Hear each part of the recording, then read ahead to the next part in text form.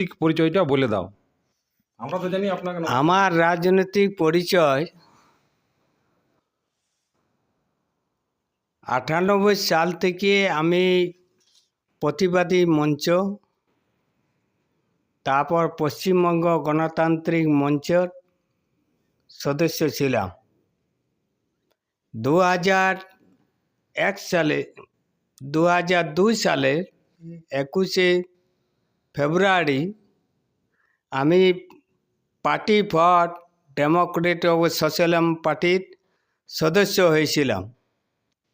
এখন বর্তমানে আমি পিডিএস পার্টির জেলা কমিটির প্রায় রাজ্য কমিটির সদস্য বর্তমানে আমি আছি। এলাকার সাংগঠনিক স্তরে বামফ্রন্ট আমলের সময়ে আমি 3 বার লোকাল কমিটির সদস্য ছিলাম। আমি পার্টির সর্বস্তরের কর্মীকে নিয়ে এই লড়াই আন্দোলনে, সর্বাঙ্গীন আন্দোলনে আমি সক্রিয় ভূমিকা পালন করে এসেছি।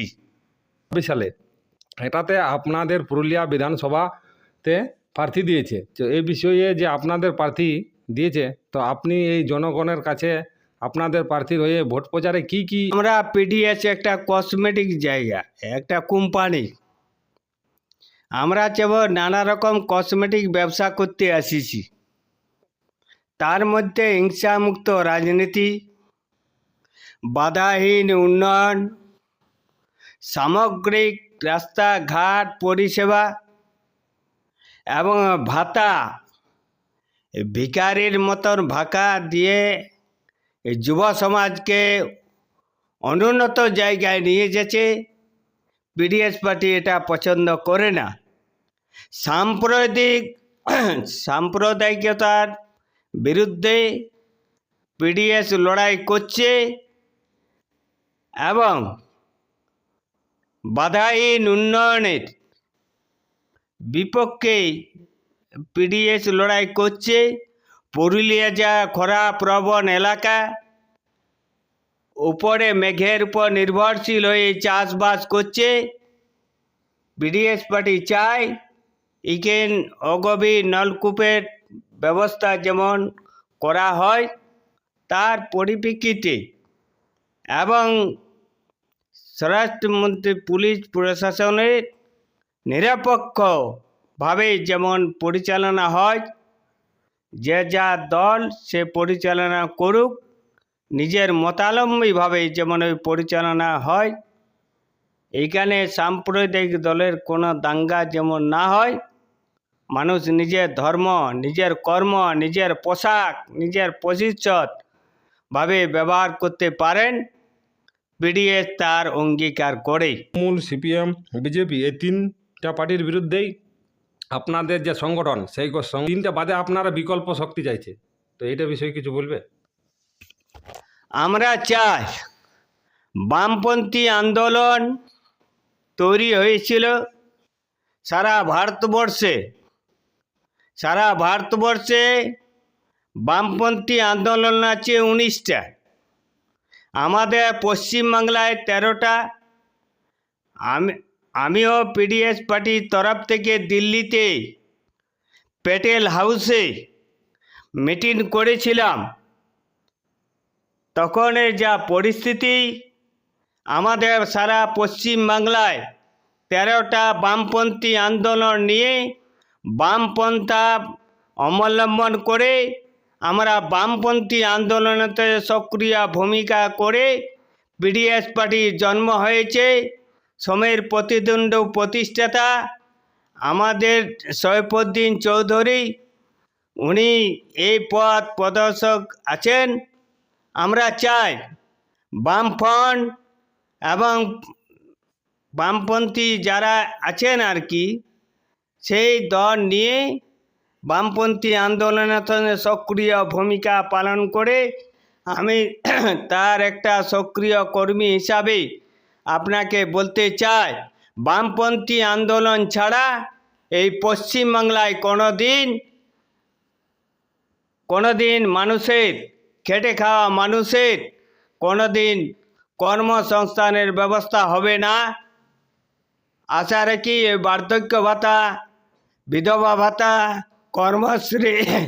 কর্মশ্রী, যুবশ্রী, এই ভাতা দিয়ে মানুষের জলাঞ্জলি দিয়ে ছেলেদের ভবিষ্যৎ নষ্ট করে দিয়ে এই সরকার চলতে পারে না।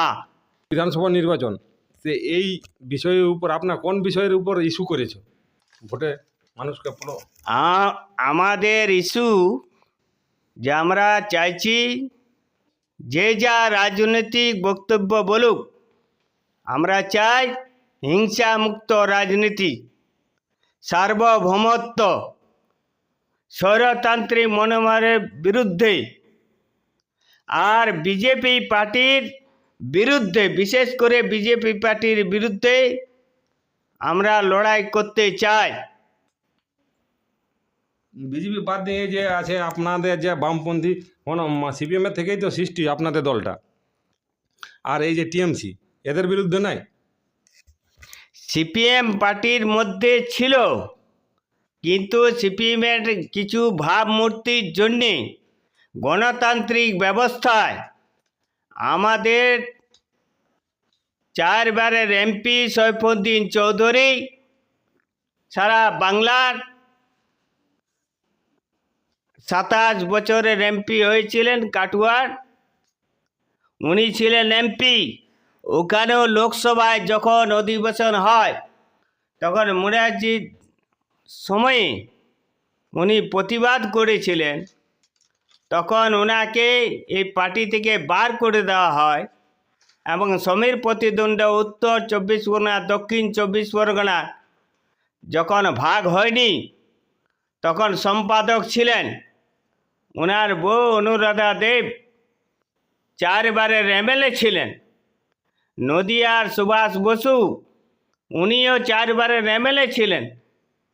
সুজিত বসু, যা আজকে বিধাননগরে টিএমসির নেতা হয়েছে, উনিও আমাদের এইখানে সারাডির মনসা মন্দিরে খাওয়া দাওয়া করেছেন। লালবাগ, মুর্শিদাবাদ,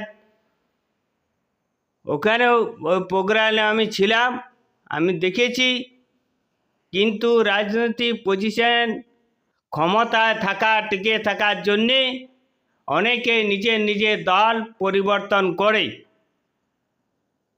কিন্তু পাড়া গাঁয়ের ভিত্তিতে এরকম না হলেও কলকাতা ভিত্তিক যা রাজনীতিক, তার পরিস্থিতি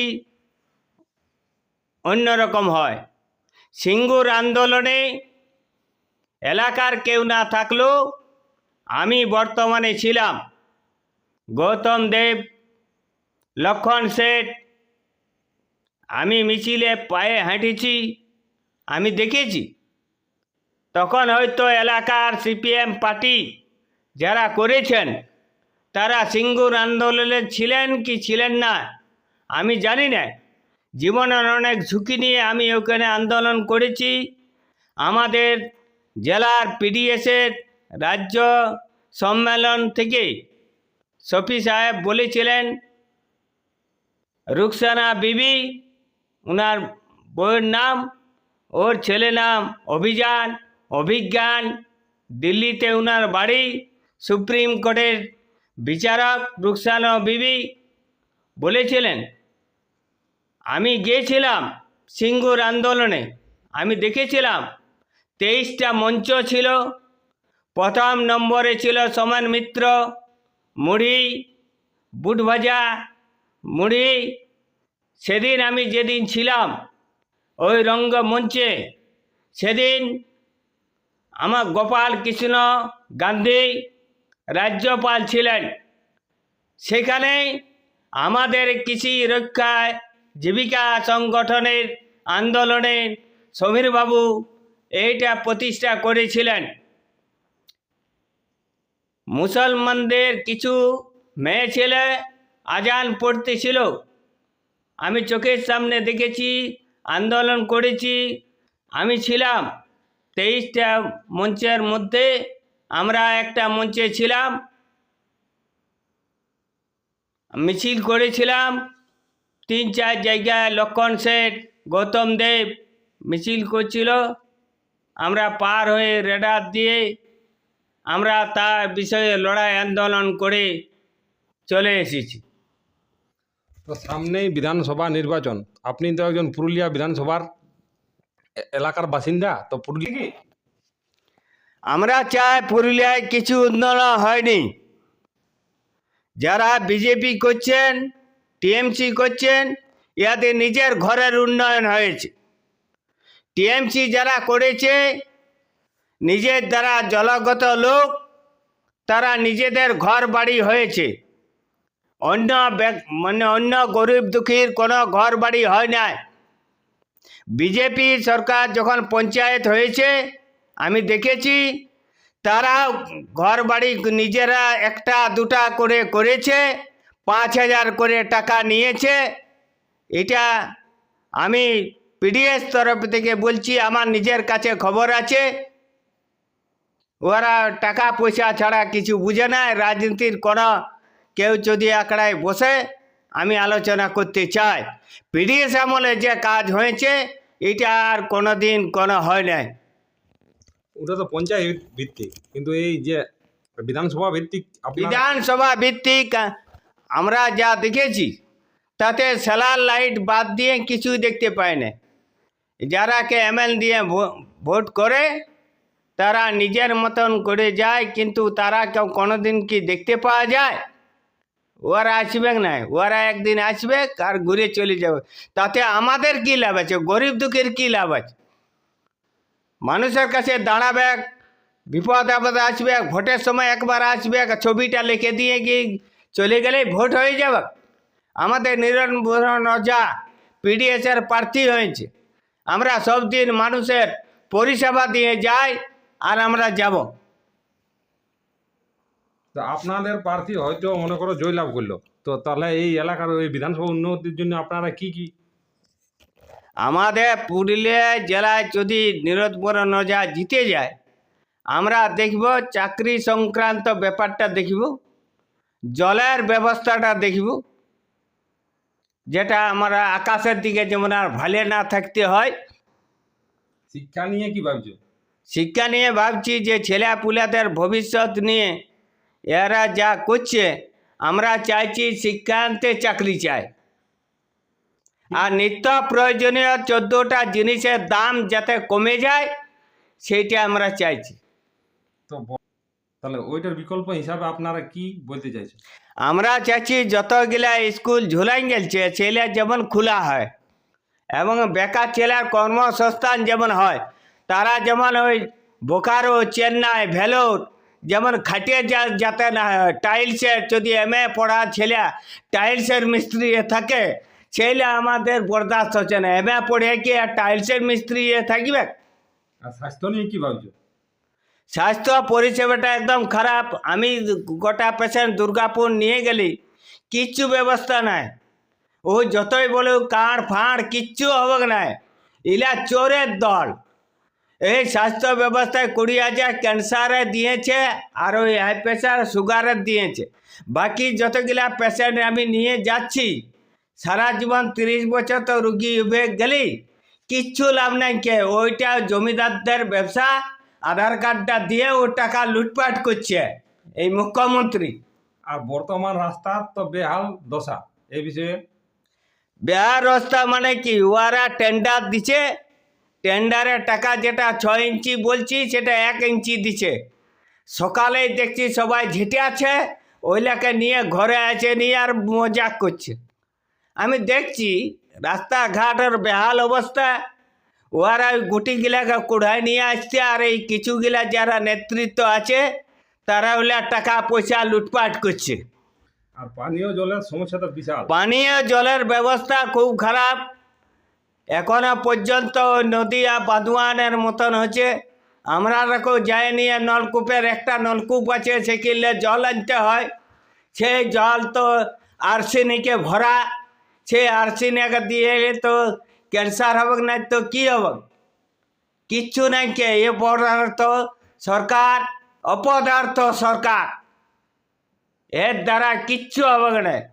এই খোলা খেলা মেলা করেই সরকারটাকে গেল, কন্যাশ্রী যুবশ্রী এইসব করে ভিখারি বনান নিয়েছে। আমরা কি ভিখারির লোক বটে যে আমরা খেলা মেলা 500-1000 টাকা নিয়ে আমরা কি বসে থাকব? তাহলে যারা যত ছেলে এই পড়াশোনা করছে যারা বাইরে, তারা কি করবে? তাদের ভবিষ্যৎ কি? মাথা ভাঙা নিয়ে কপালটাই দিয়ে না খায় মায় ছেলেগুলাকে মানুষ করেছে, তারা কি করবে? এমএ বিএ পড়েছে আর তারা কি ঘুগনি চাইবে আর সিঙ্গাড়া চাইবে? তো ও যারা পড়িল ওই পিসি ভাইপো উহাকে আমি দেখেছি রডের মিস্ত্রির কাজ করতো, তাহলে ও কি এরোপ্লেনে ঘুরে বলবে? আমি দেখেছি পাতলুংটা ছিঁড়া ছিল, আমার অভিজ্ঞতায় আছে। ও বীরভূমে ছিল, ওর মামা ঘর বীরভূমে, ওয়ারও কি বটে আমার সব জানা।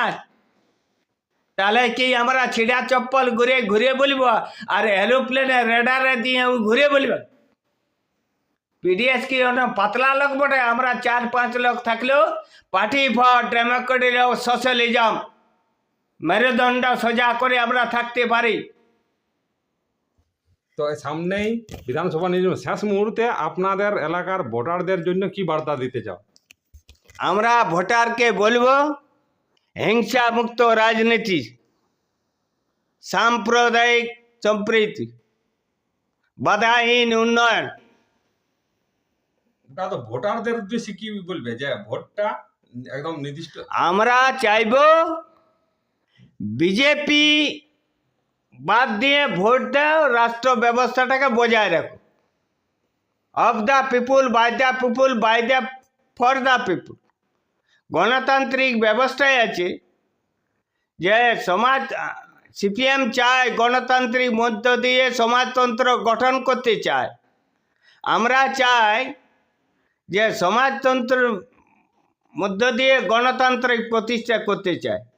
আমরা এই যারা মিছিল করব, আমরা চাই বিজেপিকে আটকাতে চাই। পরিষ্কার কথা, আমরা বিজেপিকে আটকাতে চাই। তো বিজেপিকে আটকাতে যায় যায় শাসক দলের হাতটা শক্ত হয়ে যাচ্ছে নাই? শাসক দলের কি থাকবে? আমরা তো ভাড়াবার নিই নে। আমাদের যা ইস্তাহার আছে 2002 সাল থেকে 21শে ফেব্রুয়ারি থেকে আমরা একটা লাইনে যেছি, আমরা লাইনচ্যুত এখনো পর্যন্ত হয়নি। একমাত্র আমাদের গৃহশত্রু হচ্ছে বিজেপি বাদ দিয়ে যে কোনো ধর্ম নিরপেক্ষ দলের সঙ্গে পিডিএস জোট করবে। তাতে সিপিএম হতে পারে, কংগ্রেস হতে পারে, সিপিএম হতে পারে, ফরওয়ার্ড ব্লক হতে পারে, আরএসপি হতে পারে, সিপিআই হতে পারে, সিপিআই লিবারেশন হতে পারে, বামপন্থী।